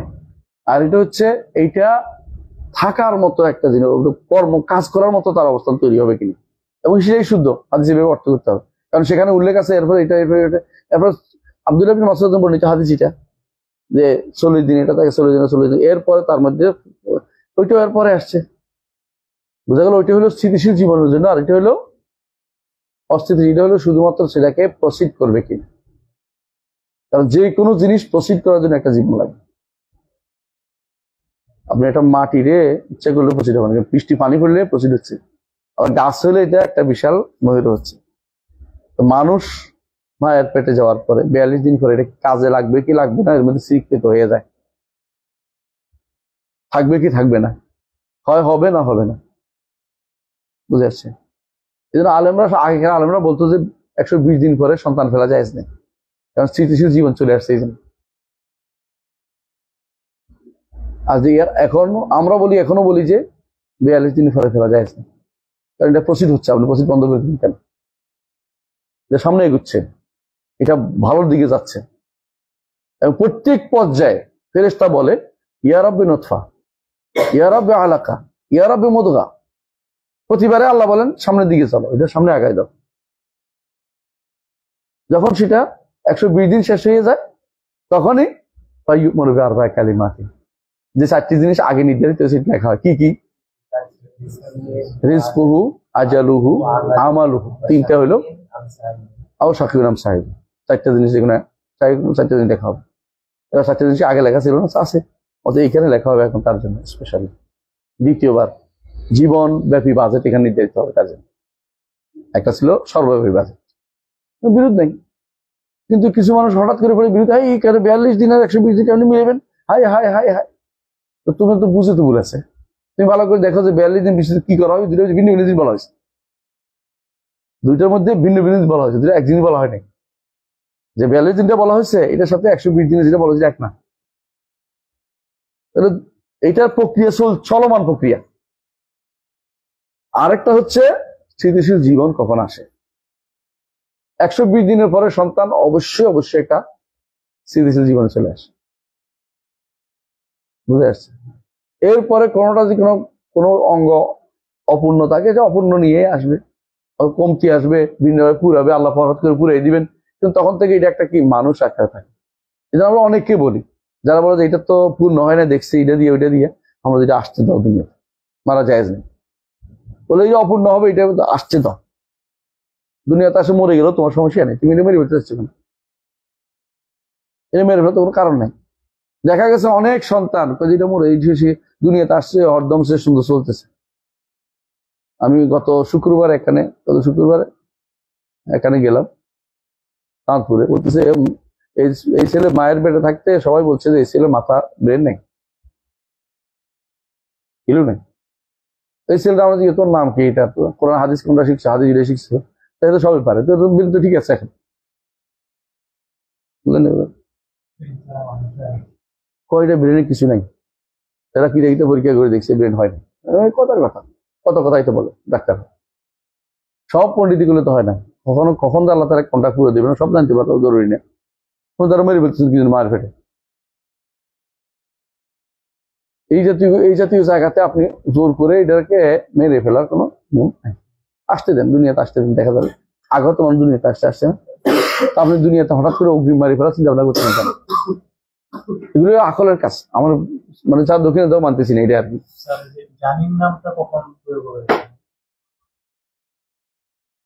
জানিন পুরোর সময়টা পেটের ভিতরে তখন তাকে সবটাই জানি। জানিন শব্দের মূল অর্থ কি? জিন। জিন অর্থ কি? গোপন থাকে, যে দেখা যায় না, এটাই জানি। বুঝলেন কথাটা? জানিন এই জন্য বলে জাকাতুল জানিনে জাকাতু উম্মিহি, এটা জানিন, কিন্তু পেটের ভিতরে থাকলে জানিন বলে, দুনিয়াতে বের হলো এটা আলাদা, এর আগ পর্যন্ত জানিন, যেটা যেহেতু গোপন রয়ে গেছে এই জন্য আপনি আল্ট্রাসাউন্ড দেখার পর এটা গোপন জানিন থাকবে, নাম জানি বদলাবে না। এটা 42 দিন পর থেকে শুরু হবে। 42 দিন পর থেকে প্রসিড হচ্ছে এখন, কিন্তু এটা কাজের দিকে যাচ্ছে, কিন্তু এটার মধ্যে রূপ হুকা যেটা স্থায়ী মানে স্থিতিশীল রূপ হুকা, এটা হলো 120 দিন পরে, এটা কাজ করতে দিচ্ছেন আল্লাহ তাআলা। যেটা স্থিতিশীল রূপ 120 দিন পরে আসে। ওলা ভাই নসুল কিতাব কোরআন সুন্নাহর মধ্যে কোনো বিরোধ নেই, আপনি কিয়ামত পর্যন্ত বের করতে পারবেন। ইমাম শাফি চ্যালেঞ্জ করে গেছে বহুত আগে, তো কোরআন সুন্নাহর মধ্যে বিরোধ হয় না। শর্ত হচ্ছে আপনার দুইটাকে হয় নাসিখ মনসুখ দেখবেন, অথবা শুদ্ধ অশুদ্ধ দেখবেন। কোরআন তো আর শুদ্ধ অশুদ্ধ বিষয় না। আর অথবা দেখবেন 3 নম্বর কি দেখবেন, বুঝটা, আপনার বুঝ ঠিক আছে কিনা। আপনি যদি কোনো নস এবং জাহের মধ্যে আপনি যদি কোনো বিরোধ তৈরি করেন তো ঠিক না। নসা জাহের বিরোধ বুঝেন কিনা? নস বুঝেননি। কোনো কিছু একটা জিনিসের জন্য নিয়ে আসা হয়েছে, আর আপনি কি করছেন, অন্য একটা জিনিস বুঝছেন একটা শব্দ দিয়া। এখন দেখতে হবে যদি কোনো যেটা নিয়ে আসে এটার সাথে যেটা বুঝছেন এটার বিরোধ হয়, তো আপনার অবশ্যই যেটা নিয়ে আসে এটা ধরতে হবে। নস এবং জাহেরের মধ্যে যেখানে বিরোধ হয় না, সেখানে আপনি মোতাসাবার মক্কার মধ্যে বিরোধ তৈরি করবেন কি জানেন, আরো অনেক দূরের ব্যাপার। আসেন এরপর 7 নম্বর হচ্ছে যেটা আজকের পড়া, লা নাসখা ফিল আখবার ওয়া লা ফি উসুলুদ্দিন। লা নাসখা ফিল আখবারি ওয়া লা ফি উসুলুদ্দিন। আখবার এবং উসুলুদ্দিনে কোনো কি নেই, নাসখ নাই। নাসখ বুঝেন তো, পরিবর্তন নাই, বদলানো নাই, বুঝলেন? সেটা কোনটা? আহকামে নাসখ হয়, আহকামে শুধু নাসখ হয়। আহকাম বুঝেন তো, জায়েজ না জায়েজের মাসলা তো নাসখ হয়। কিন্তু কোনটা এক যুগে শিরিক ছিল, আরেক যুগে ঈমান ছিল, এখন এটা শিরিক হয়ে গেছে, আগে ঈমান ছিল, অথবা আগে শিরিক ছিল এখন ঈমান হয়ে গেছে, এরকম না।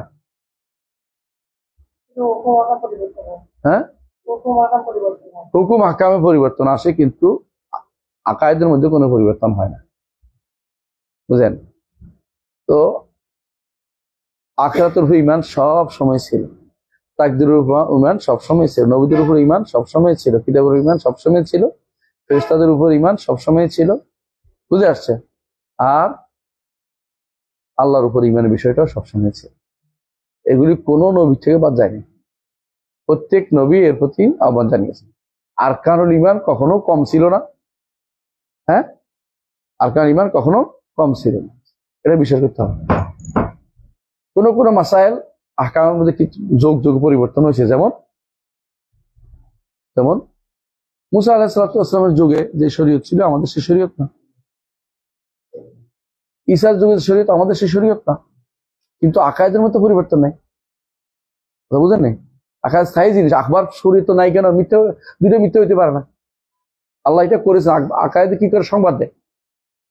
সংবাদ দুই রকম হইলে বোঝা গেল যে আগেরটা কি ছিল, আমার ভুল ছিল, অথবা পরেরটা ভুল হয়েছে, একটা ভুল হয়েছে। দুইটা একসাথে শুদ্ধ হইতে পারে না, আর দুইটা দুই রকম হইতে পারে না, সংবাদ দুইটা একটা শুদ্ধ হইতে। কিন্তু আহকাম দুই সময় দুইটা রকম আল্লাহ তাআলা লিকুল্লিন জাআলনা মিনকুম শিরাতান ওয়া মিনহাজা, শরীয়ত ভিন্ন ভিন্ন দিয়েছেন। আল আম্বিয়াউ ইখওয়াতু আল্লাতিন, হ্যাঁ, দীনুহুম ওয়াহিদ উম্মাহাতুহুম শাত্তা, মানে আকীদা একটা, আর তাদের মা বিভিন্ন, অর্থাৎ শরীয়ত বিভিন্ন, শারায়ুহুম শাত্তা, শরীয়ত বিভিন্ন, আকীদা একটা। তাহলে এখানে কোনো নাস হইতে পারে না, বুঝলেন তো? আখবার, এটা আপনার মাথায় রাখতে হবে, রাখতে হবে যে আখবারে কোনো নাস হয় না। এখানে আসেন রাদ্দুত তানাজুল কিতাব ওয়াস সুন্নাহ, কত নম্বর? এটা 8 নম্বর হচ্ছে, আমাদের কাছে যদি কোনো কোথাও আমরা মতভেদ করি, আল্লাহ তাআলা কি বলছেন? ইয়া আইয়ুহাল্লাযীনা আমানু আতিউল্লাহ ওয়া আতিউর রাসূলা ওয়া উলিল আমরি মিনকুম ফাইন তানাযাতুম ফি শাইইন ফারুদ্দু ইলাল্লাহি ওয়ার রাসূল। আল্লাহ ওর রাসূল কেমনে আল্লাহর রাসূল ফিরে আসবে বলেন তো? কোরআন ও সুন্নাহর দিকে। কেন এটা এইবারে কোনো মতভেদ হইতে পারে? কিন্তু এখানে কিছু মানুষ এখানে মতভেদ করছে, কোন জায়গায় বলেন তো? ওয়ালাউ আন্নাহুম যালামু আনফুসাহুম জাউকা ফাস্তাগফিরুল্লাহ ওয়াস্তাগফার লাহুম রাসূলুল্লাহ ওয়াজিদুল্লাহ তাওয়াবার রাহিমা। রাসূল কবর কাছে যাইতে হবে, কেন যাইতে হইব? রাসূল কবর কাছে গিয়ে রাসূলের কাছে চাইতে হবে। আল্লাহ বলছে, যদি তোমরা যদি জুলুম করো, ওয়ালাউ আন্নাহুম, যদি তারা জুলুম করার পরে যদি রাসূলের কবরের কাছে এসে, তাইলে বলছে রাসূলের কাছে আসতে বলছে, রাসূলের কাছে আসতে এবং রাসূলের কাছে, হ্যাঁ, চাইতে যে আল্লাহর কাছে আপনি যেন আমাদের জন্য ক্ষমা প্রার্থনা করেন, তো আল্লাহ তাদের জন্য কি করতো? আল্লাহ তাদেরকে অবশ্যই ওয়াজিদুল্লাহ তাওয়াবার রাহিম। এখন তারা বলতেছে রাসূল তো মরে নাই, শশিনাওয়ালারা কই, শশিনার কেউ আসেন নাকি? নাই তো, তাই না? পালাই গেছে নাকি? কই তোর, ও তো শশিনার বড় লোক আছে আমার সমস্যা নাই। ওনাদের মূল কথাই হচ্ছে এটা, যে শিক্ষা এটা হচ্ছে, আপনি দেখবেন ওনাদের নয় শুধু, এটা বেশিরভাগ আমাদের বাংলাদেশের ওনার দোষ দিয়ে লাভ নাই, এটা খারাপ অর্থে না। আপনি দেখবেন যে এই যে এই আয়াতটার ভুল ব্যাখ্যাটা কেমন। এখনো তারা মনে করে মদিনায় গিয়ে কি করতে হবে, মদিনায় গিয়ে কি করতে হবে? রাসূলের কবরের কাছে গিয়ে এই আয়াতটা পড়তে হবে।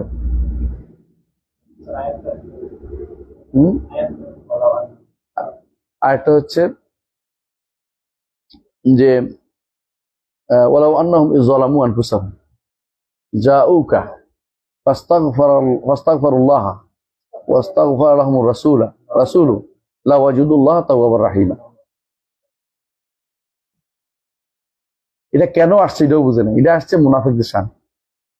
রাসূলের যুগে যারা মুনাফিকি করতো তাদের ব্যাপারে আসছে, যে মুনাফিকরা যদি কোনো আল্লাহর কাছে ক্ষমা চাইতো আর আপনার কাছে বলতো আল্লাহর কাছে আপনি ক্ষমা চাইতেন তাদের জন্য, আল্লাহ তাদের তওবা কবুল করতো। এটা এখন তারা বানাইছে নিজেদের উপরে, বলছে যে রাসূলের কাছে আসতে বলছে, এবং তারা সুন্দর করে বানাই বলে, শশিনা ছাড়া অন্যরাও বলে, কি বলে? ইয়া রাসূলুল্লাহ, আল্লাহ তাআলা দুনিয়ার জীবনে আপনার কাছে আসতে বলছে আমাদেরকে, আমরা তো দুনিয়ার জীবনে আসতে পারিনি, এখন মরার পরে আসছি, আপনি আল্লাহর কাছে আমাদের জন্য ক্ষমা চান। বুঝছেন? এটা যে কোরআন আয়াতকে ভুল বুঝছে, আপনি বুঝতে পারেন তো? কারণ রসুলের মৃত্যুর পরে বিল ইজমা আগে থেকে হয়েছে, মানুষ কোথায় যাবে? সুন্নাহর দিকে। আর কোরআনের কথা বললে, আসতে বললে সবসময় কিসের কাছে? কিতাবের কাছে। কিন্তু আল্লাহকে আমরা পাচ্ছি না, রসুলকেও পাচ্ছি না। আমাদের এখন যাওয়ার জায়গা দুইটাই, কি? কোরআন এবং সুন্নাহ। সুতরাং যারা এই জাতীয় অপব্যাখ্যা নিয়ে আছে তারা ভুলের উপর আছে। এদের বেশিরভাগই কি জন্য? ভুল কোন বর্ণনার উপর নির্ভর করে। উদ্বি নামক এক ব্যক্তি, এটা বর্ণনা শুদ্ধ না, রেওয়ায়াত শুদ্ধ না। উদ্বি নামক এক ব্যক্তি আইসা রসুলের এই কবরের কাছে এসে কাঁদতে আরম্ভ করছে, চোখের পানি ফেলছে, আর বলছে, আল্লাহ তাআলা বলছে যে যদি তারা আপনার কাছে আসতো, আল্লাহর কাছে তওবা করতো, রসুল তওবা ইস্তেগফার করতেন, আল্লাহ তাআলা ক্ষমা করে দিত। আমি তো আপনার কাছে আসছি, আপনি তো নাই। এই কথা কইয়া বেহুশ হয়ে গেছে। ঘুম থেকে উঠেছে, পরে বেহুশ হয়ে আসছে, তো স্বপ্ন দেখছে, তোর ক্ষমা করে দেওয়া হয়েছে। এটা দলিল, এটা এরকম দলিল জানেনি। আরেকটা দলিল আছে এরকম ওদের কাছে। একবারটা রাসূলুল্লাহ সাল্লাল্লাহু আলাইহি ওয়াসাল্লামের কাছে গিয়ে রাসূলুল্লাহ, আমার খাবার টাবার নাই, তো বেহুশ হয়ে গেছে। ঘুম থেকে উঠে দেখে হাতের মধ্যে রুটি। সুবহানাল্লাহ না? অপেক্ষা কর, আসল ঘটনা কি জানিস? এরকম বেহুশ হয়ে গেলে আরব জব কিছু একটা দেয়, বলছে খাওয়া দাওয়া খাইতে পারে না। কেউ রুটি হাত ধরা দিচ্ছে, আর এটা মনে করছে ঘুম থেকে উঠে রসুল তার রুটি দিছে, রুটি দিয়ে গেছে।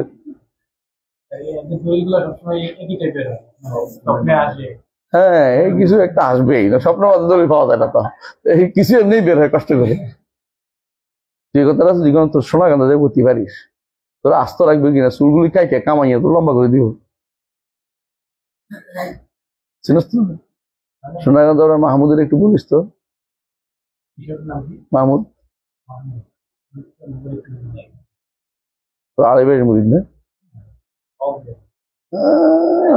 তোর আমি চিনি নি, তোর সোনাগন্ধ দরবার আড়াইবাড়ি।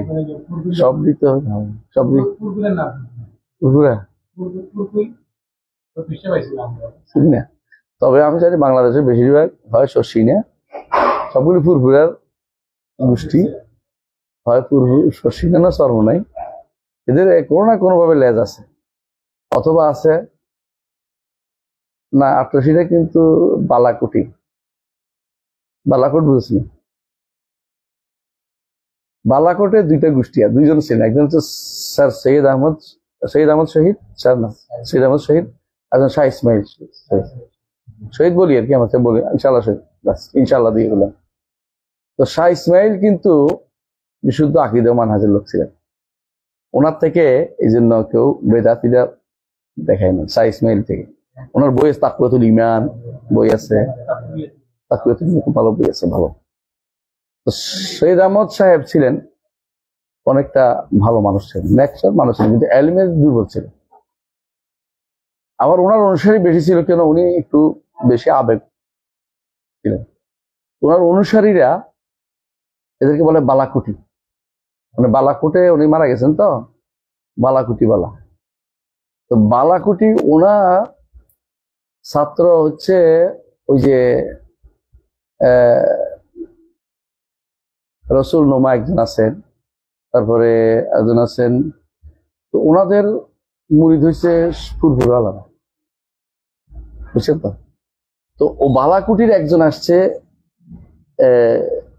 কি বলে এদেরকে, আট্রসিতে একজন আসছে, একজন চন্দ্রপুরী একজন আসছে, একজন ওই এরই সবটি বালাকুটির লোক। ও যারা তারা যুদ্ধ করতে গেছিল, আসার পরে প্রত্যেকে দাওয়াতের কাজ করেছে। তো কেউ কেউ দাওয়াতের সাথে তাসাউফ একসাথে করেছে, বুঝতে পারলেন? এবং তখন এলমের খুব প্রসাদ ছিল না, সত্য কথা এটাই। হাদিসের খুব প্রসাদ ছিল, এলমে হাদিসের প্রসাদ যেখানে থাকবে সেখানে বেদাত থাকে না। মনে রাখবে এটা, যত এলমে হাদিস চাপাইবে তত বেদাত প্রবেশ করবে। এলমে হাদিস ঢুকবে, বেদাত পালাবে। এলমে হাদিস বেদাত একসাথে ঢুকতেন, রাসূলুল্লাহ সাল্লাল্লাহু আলাইহি ওয়াসাল্লাম হাদিস যেখানে ঢুকবে এখানে অন্ধকার চলে যাবে, বেদাত থাকবে না। তো ওনার অধীন যেগুলি এসেছিল না, এই যে এমনকি আশ্চর্য জিনিস হচ্ছে দেওয়ানবাগি, এগুলি সবগুলি কিন্তু, এমনকি মাতুয়ালি, শাহ মতুয়ালি, সবগুলি কিন্তু দেওয়া বালাকুটি। এমনকি ইয়ারা ওই যে ফুলতলি, এরাও বালাকুটি, জৌনপুরি বালাকুটি, জৌনপুরি বালাকুটি। না, এই তো কথার কথা, কোরআন সবাই দাবি করে, দাবি করে, অস্বীকার করছি না। এটা শুনলে তো আর খবর আছে আমার। সঠিক চট্টগ্রাম তো একবার রসুলের বংশধর আছে, মনে করতেছে সব বংশধর এসে, শিয়ারা তো সব সৈয়দ দেখে। তো আসলে এরা সবগুলি বালাকুটি। তবে আরেকটা গোষ্ঠী আছে আঞ্চলিক। আঞ্চলিক হলো এই ইয়াটা, এই যে ভান্ডারি, হ্যাঁ, তারপরে তারপরে ওই যে আরেকটা আছে আবার এমন কিছু দায়েম শরীফ তোদের এখানে, এই সবটি কিন্তু বালাকুটি নকশা। বালাকুটি ভালো কিছু প্রথম থাকলেও সে সবগুলি বলা হয়ে গেছে। এইগুলি সবগুলি ফিরে আস্তানা শিখাচ্ছে কি জন্য, বুঝার জন্য এই দেশটা কিভাবে ছেয়ে আছে এরা, দেশের ভিতরে রন্ধে রন্ধে ঢুকে গেছে এরা। তোদের এরকম রন্ধে রন্ধে ঢুকে কিভাবে দেশটা ঢুকতে পারে। এখন তোমার দেখো মাদ্রাসা বোর্ডের সিলেবাস পরিবর্তন করতে গেলে কি হয়ে যায়, কারা বালাকুটিরা। এইভাবে সবাই এখন তুমি ইচ্ছা করলেও সত্য পড়াইতে পারবে না, ইচ্ছা করলে তুমি সত্য লিখতে পারবে না, পড়বে না, কেউ মাদ্রাসা নিবে না, তোমার বই পড়াবে না, দরকার হলে ঝগড়া করে বলবে, খবর পূজা পড়াবে। এই জন্য মাদ্রাসাগুলোকে পড়াও তো সমস্যা, তোমার বই পড়াবে না, তুমি যত চেষ্টা করো না কেন। এদের আবার অনেকগুলো ছোট ছোট শাখা হয়েছে, ওই যে যেমন শর্ষিনা, সোনাকান্দা, এগুলো ফুরফুরা, বুঝছো তো।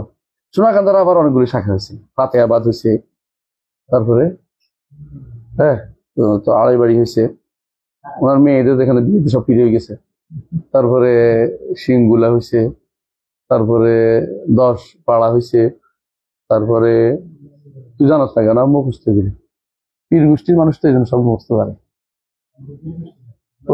তুই পীর গোষ্ঠী নাই জন্য, আমি পীর গোষ্ঠী, আমার বসলে হইতো, দরবারে বসলে গেলে খারাপ হইতো না। আমি দরবার নষ্ট করে দিছি, খুব দুঃখ আমার, শর্ষিনার হুজুরদের দুঃখ, আমি দরবারটা নষ্ট করছি। আমি কিচ্ছু করি নাই, আমি তো কোনো বিরোধিতা করতেছি না, তোরা বসে যা, আমার ভাইদের বলে তোরা বসে যা।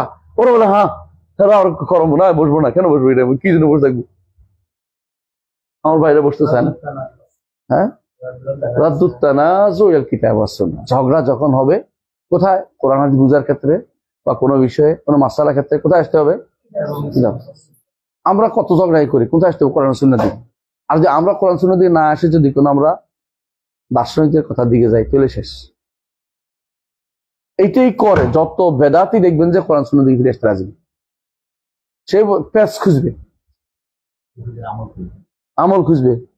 এই রসুলের কবরের কাছে গেলে সালাম দেয় না, সালাম দিলে জবাব শুনে না, জবাব দেয় না রসুল, ওটা রাজি করে নেবে, ওটা কয়ে এলো, বুঝছেন না কথাটা। আমরা কবরের কাছে গেলে সালাম দিও, সালাম দিই নাকি, সালাম দেয়, সালাম দিল জবাব দেয় না, সালাম দেয় কি জন্য, এবারে ওইটা নিয়ে আসতেছে। সালাম দিলে উনি জবাব দেয়, এমন কোন দলিল আছে? কবর ওলার উপরে সালাম দিলে কবরওয়ালা জবাব দেয়, কোনো হাদিসে আছে? নাই, কইেন না, আছে।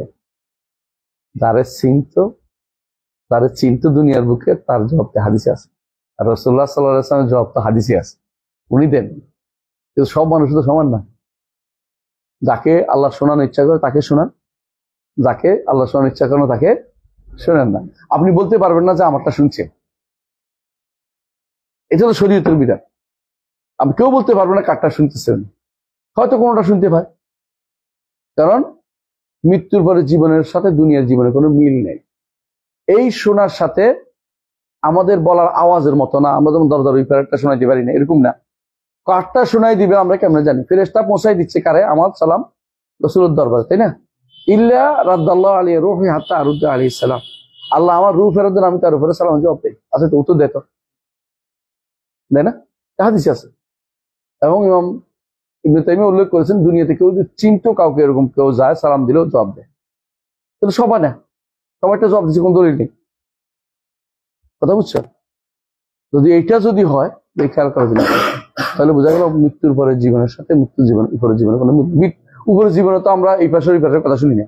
আর মাটির ভিতরে যাইয়া যদি কোনো সব শোনাইতে হয়, কে শোনাইতে পারবে? একমাত্র আল্লাহ। ইন্নাকা লা তুসমু মান, ইন্নাকা লা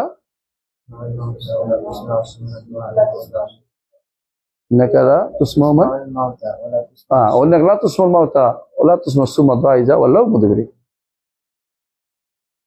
তাহলে বোঝা গেল যে আমাদেরকে যে কোনো সময় যে কোনো জায়গাতে ঝগড়া হলে কোথায় আসতে হবে? কোরআন সুন্নাহ দিকে। আর আকীদার বিষয়টা আসা সহজ কেন জানেন? কত আকীদার বিষয় কোনো কেয়াস নেই, মতভেদের জায়গা নাই, নতুন কিছু নেই। সুতরাং পুরাতন কিছু হইলে কোরআন দিকে আসা সহজেই। আগে কেউ এটা বুঝছে কিনা, এটা আমার বুঝদারা, আগে কেউ আমার এই কথাটা বুঝছে কিনা, বুঝছেন? যেমন ধরেন ইখতিলাফ করতেছেন আপনি কি নিয়ে? হ্যাঁ, দাজ্জাল নিয়ে। আপনাদের একজন বলছে দাজ্জাল তো কি টাকা পয়সা, ডলার।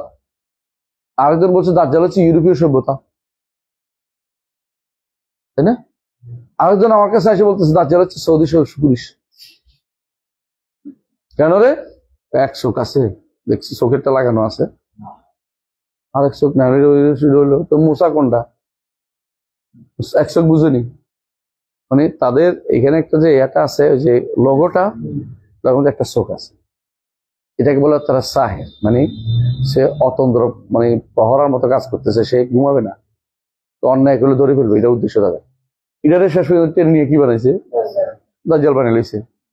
আরেকজন বানাইছে দাজ্জাল, তো দাজ্জাল তো ইউরোপীয় সভ্যতা।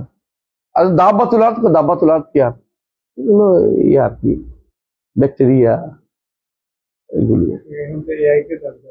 এআই কে দাজ্জাল বলতেছে। দাজ্জাল এআই মাঝে মধ্যে ফারান আছে, দেখো না? দাজ্জাল কেমন হইলো? তো অনেক কিছুই পারে না। দাজ্জাল এআই চোখ কই? এগুলো বলা ঠিক না। দাজ্জালের কাজকে ঘনায়িত করতেছে, এগুলো কাজ। মানে দাজ্জাল বুঝা সহজ। দাজ্জাল এআই যদি এটা পারে, দাজ্জাল তাহলে 40 দিনে সারা পৃথিবী সহ করতে পারবে, এটা বিশ্বাস করতেছি আমরা। কিন্তু এটা দাজ্জাল বলার কোনো কারণ নেই। মানে অনেক কিছু আমাদেরকে কিয়ামতের আলামত বুঝতে সহায়ক হয়, তো তাই বলে এগুলি সব কিয়ামতের আলামত বানাই ফেলবেন না। সবকিছু কিয়ামতের আলামত বানাই ফেলবেন। যেটা দেখে আগের বুড়িরা যেটা দেখে হা বা বোন কিয়ামতের আলামত, যেটা তার হাদিস পড়ারে সে মনে করছে কিছু একটা তো ঘটছে, এটা নতুন কিছু দেখাচ্ছে। মোট কথা আমাদেরকে ফিরে আসতে হবে কোথায়? কোরআন এবং সুন্নাহর দিকে। কারণ আকীদার ক্ষেত্রে নতুনত্ব নাই। আকীদা এখন নতুন করলে একটা রোপণ বাড়বে না। নতুন আকীদা পড়লে সোজা, এটা সহজ। এটা কি ভালো হচ্ছে? এটা যে নির্দিষ্ট সবকিছু সুনির্দিষ্ট। ইচ্ছা করে আপনি একটা কিছু বাড়াইলেই ভুল করলেন, আপনি নতুন তথ্য দিলেন, ভুল করলেন। আপনি তথ্য দিয়েছে পুরানটাই দেন, নতুন করে কিছু দিয়েন না, নতুন করে কিছু দিয়েন না, বুঝছেন তো? এখন তো বলেই দিছে যে মাহাদি আসবে কি নিয়ে জানেন তো? লম্বা টুপিওয়ালা।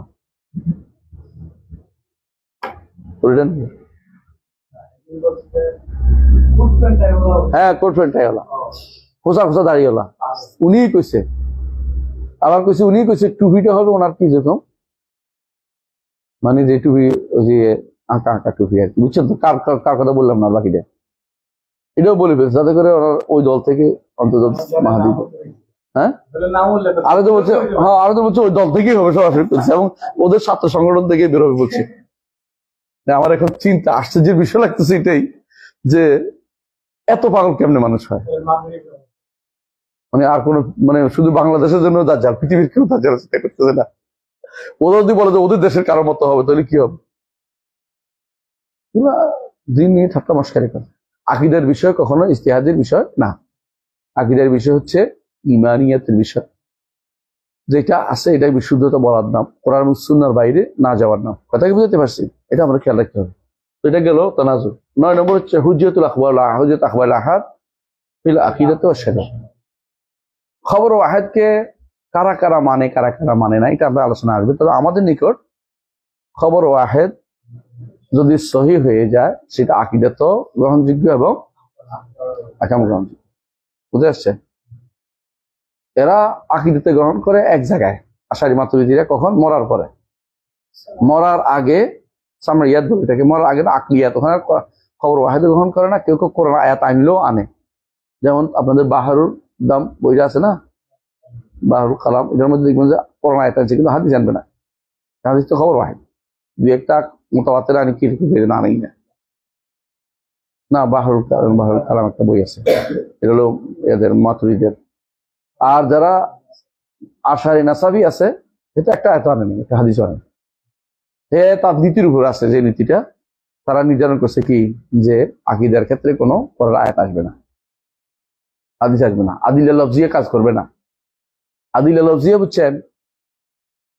আদিলে লফজিয়া বুঝেন? قال الله وقال الرسول লফজ আছে যে না, তো কি হইতে হইব? আকলিয়া, যে লেখা যায় না, ওগুলো দিয়ে লিখবে শুধু। আকীদার ক্ষেত্রে আদিলে লফজিয়া কাজ করবে না। এটাকে প্রথম বানাই, এটা সর্বশেষ কে বানাই জানেন তো? এই নীতি আগেও এরা করছে, মুতাজিলারা করছিল। এই নীতি সবচেয়ে বেশি শক্ত করে রেখে দিয়েছে রাজি। রাজি আল্লাহ ইয়ারহামহু, তিনি তওবা করে মারা গেছেন। এই জন্য ইমাম রাজি রহমতুল্লাহ আলাইহি তিনি এই নীতি শক্ত করে বাদাই করে গেছেন। এই নীতিটাই খণ্ডন করছে ইবনে তাইমিয়া রহমতুল্লাহ আলাইহি তার আকল নাকলের মধ্যে বিস্তারিত। এবং এই নীতিটা হচ্ছে ইসলামের জন্য সবচেয়ে ক্ষতিকর, যে আমি খবর ওয়াহিদ মানব। আসলে হাদিস ইনামাল আমাল বিনিয়াত, এটা কোন হাদিস? মুতাওয়াতির খবর ওয়াহিদ। এমনকি খবর ওয়াহিদের মধ্যে এটা আরো গরীব। এখন যদি আপনি বলেন ইনামাল আমাল বিনিয়াত, এটা মানতেছি না, আকীদার মধ্যে তো হইব, কেমনে আপনি এটা বলতে পারেন একজন মানুষ? আমি বুঝাতে পারছি? অথচ এটাকে আপনাকে কি মানতে হবে? হুজ্জিয়ত মানতে হবে, হুজ্জত মানতে হবে আপনাকে। আরেকটা হলো 10 নম্বর হলো রাদ্দুল বেদা বিল ইত্তিবা। আপনি অনুসরণ করে বেদাত ত্যাগ করবেন, মানে আপনি খুঁজবেন অনুসরণ, বেদাত ছাড়বেন। এটা অসুবিধা কি, এটা বলবেন না। অসুবিধা হচ্ছে আপনি নতুন পথ হারাচ্ছেন। পুরো আপনি যে পথ রচনা করে গেছেন, সিরাতাল্লাযিনা আনআমতা আলাইহিম, এই পথ হারিয়ে ফেলছেন। অসুবিধা কি? এটা হচ্ছে এরকম, তারা বলে যে বেদাত না চলে কেমনে চলে দুনিয়াতে, এরা মিথ্যা কথা বলে। বেদাত ছাড়া তারা চলে গেছে, জান্নাতে যাওয়ার সার্টিফিকেট পাইছে, আপনার বেদাত ছাড়া চলার কি আছে? সুযোগ আছে। এজন্য কোনো বেদাত করবেন না, কোনো বেদাত করবেন না। ইত্তেবাদি নিজেকে যথেষ্ট মনে করবেন, ইত্তেবাদি নিজেকে যথেষ্ট মনে করবেন। কয়টা হলো? এই 10টা নীতিকার আমাদের। আমি এখানে আলোচনা করব, আমি দাঁড়াবো, ভাই আলোচনা করব বেদাতীদের আকীদার উৎস, বেদাতীদের আকীদা গ্রহণের নীতিমালা। বলেন এটা ওয়াদাম তাকদিমিল মাকালাতিল বিদইয়া ওয়াল মুবতাদা। যারা বেদাতি যে সমস্ত মাকালাত আছে, যেমন কি আদিলে লফজিয়া হুজ্জত না করে দিল, এগুলি দিয়ে দলিল দিবেন না। যেমন কি বললো যে কাদাম নষ্ট হয়ে যাবে, এগুলি দলিল দিবেন না। যেমন আপনাকে বললো হরকত হয়ে গেল, এগুলি দলিল দিবেন না। এগুলি বলবেন না। কেন বলবেন না? এই শব্দগুলি আমাদের ইসলামে নেই। এগুলি আপনি অন্য থেকে নিয়ে আসছেন, দর্শন থেকে নিয়ে আসছেন। এগুলি আমার ইসলামের ভিতরে ঢুকেন না। এগুলি পড়বেনও না, এগুলি পড়াবেনও না, এগুলিকে হাইলাইটও করবেন না। আমাদের সমস্যা হচ্ছে আমরা একটা বিশাল যুব গোষ্ঠী, আমরা সবসময় ইবনে সিনাকে হাইলাইট করি না? জাবির ইবনে হাইয়ানকে হাইলাইট করি, আমরা হাইলাইট করি কিন্দিকে, আমরা হাইলাইট করি ফারাবিকে, আমরা হাইলাইট করতেছি আরো কতগুলি আছে যেগুলো দুনিয়ার নিকৃষ্ট, খাওয়ারিজমিকে, আরো হাইলাইট করতেছি ইবনে আলকামিকে, আমরা হাইলাইট করতেছি এরপরে নাসিরউদ্দিন তুসিকে। এগুলি বেশিরভাগই ছিল মালাহেদা, মানে আল্লাহর দিন বিরোধী মানুষ ছিল সকল। এরা হাকিমলে আমরা ইবাদত করতো, কেউ কেউ শিয়া, কেউ মানে এক একটা, কোনটা ভালো ছিল না একটা। অথচ আমরা এগুলি হাইলাইট করে চলি, এগুলি এটা আবিষ্কার করেছে, ওইটা আবিষ্কার করেছে। অনেকগুলি সত্যও না, অনেকগুলি দাবি করতেছি সত্যও না, বাগড়ম্বর আছে, বাড়াবাড়ি আছে। এদের বক্তব্যকে প্রাধান্য দিব না। কি প্রাধান্য দিব? ইত্তেবা সংক্রান্ত বক্তব্য। এই জন্য সলফে সালিহিন বক্তব্যের মধ্যে নূর আছে, আলো আছে। যখনই আপনি সলফদের কোনো বক্তব্য পাবেন, অনুবাদ করে ছাড়বেন, মানুষের উপকার হবে। সলফটা কি বলেছে? যেমন বলেছে ইত্তাবিউ ওয়ালা তাবতাদিউ ফাকাদ কুফিতুম। কে বলছে এটা? আব্দুল্লাহ ইবনে মাসউদ রাদিয়াল্লাহু আনহু। ইত্তাবিউ ওয়ালা তাবতাদিউ ফাকাদ কুফিতুম। ইত্তাবিউ ওয়ালা তাবতাদিউ ফাকাদ কুফিতুম। তোমার যথেষ্ট করা হয়ে গেছে। দ্বীনের মধ্যে বেদাতের কোনো সুযোগ নেই। এরা কি করে? বেদাত কি করবে জান? উদাহরণ দিবে। এই যে আপনি ফ্যান চালাচ্ছেন, বেদাত এটা কি দিনের ভিতরে? না। হ্যাঁ, এরপর হয়তো আরো বেশি জোর করে করলো, আপনি মসজিদের মেহরাব বানাইছে, মিম্বর বানাইছে। রসুলের কি মিম্বর ছিল না? তোর বেদাত কেমন হইল? মেহরাব বানাইছে কেমনে? মেহরাবটাকে বলা হয় মাসালে মুরসালা। কেন? পশ্চিম দিক বুঝতে সহজ হয়, দূরের মানুষ বুঝবে যে এইটা কেবলামুখী। মেহরাব দিয়ে সবের আশা কেউ করে না। মেহরাব একটা পাহওয়ান নাস, নসে দাবি করে, নসে বলে যে কেবলামুখী হতে হবে। হ্যাঁ, কি বলছে? আইনামা আইনামা কোনো না, এটা না, তার আছে কি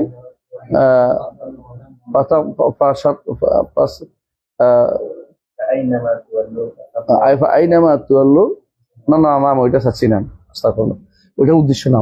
আমার উদ্দেশ্য হচ্ছে এটা যে